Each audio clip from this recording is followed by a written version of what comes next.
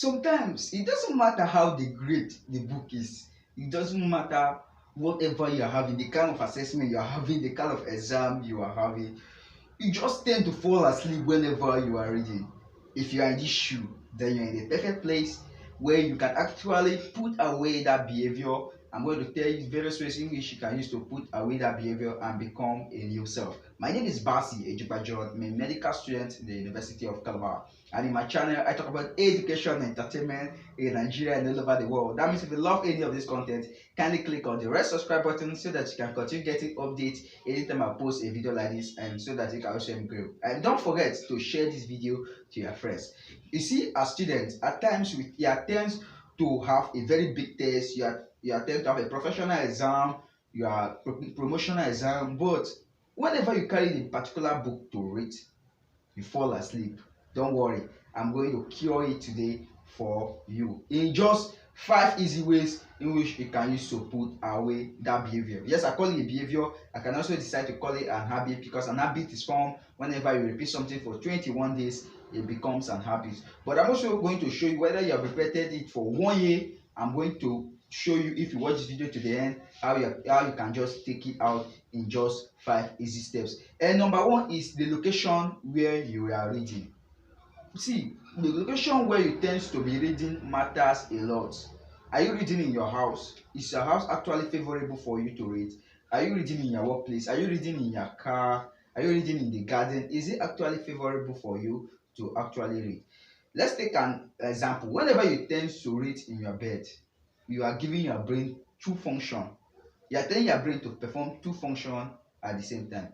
One, you are telling your brain to sleep, because the bed, whenever you climb the bed, you register sleep to the brain. And two, you are also telling your brain to read. Wow, it's actually not going to be easy, and one is going to take over, and that will probably sleep. So sleep is one of the factor in which will hinder you from actually getting where you want to get to. If you want to write a test and you see that the next day you start regretting why you actually slept. So the location in which you read actually matters. And I advise, if you want to read, if you find out that your house is not favorable, if you're actually seeing your bread, I advise that you read in the library, in the public library, in your school library, in an open place in which will actually tends to keep you agile and keep you active. And number two is reading when you are awake. A lot of people are night readers, a lot of people are afternoon readers, a lot of people are morning readers.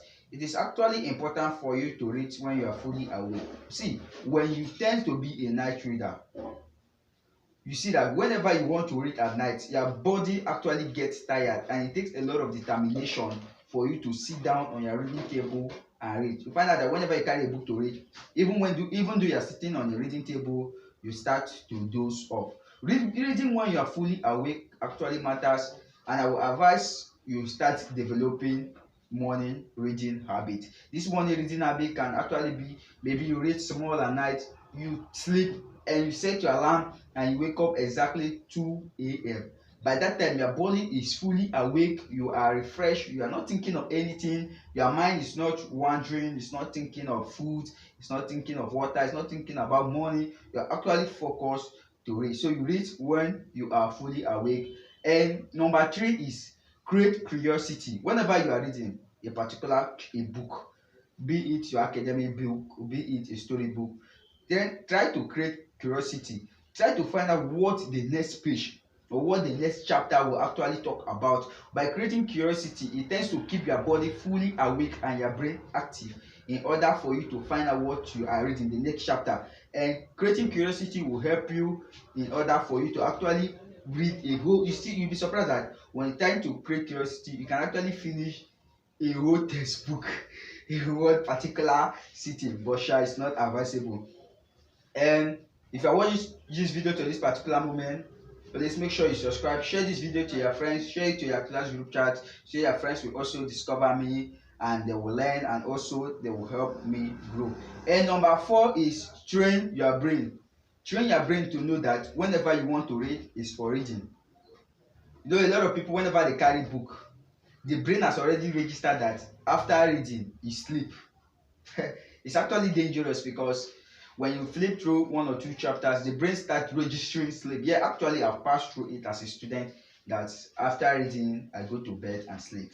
My brain tends to register it that immediately I read I must sleep, and it actually affected me a lot because at times I couldn't sit down to read for a particular hour in which I wanted to read. So you have to train your brain. And lastly, it says reading at the proper time. Reading at the proper time. You don't read when you want to go and sleep. Although I mentioned it in my last video that you can actually read when you are sleeping, but don't get the don't have a misconception about it. What I actually meant in the first video is you can actually take the book to the bed.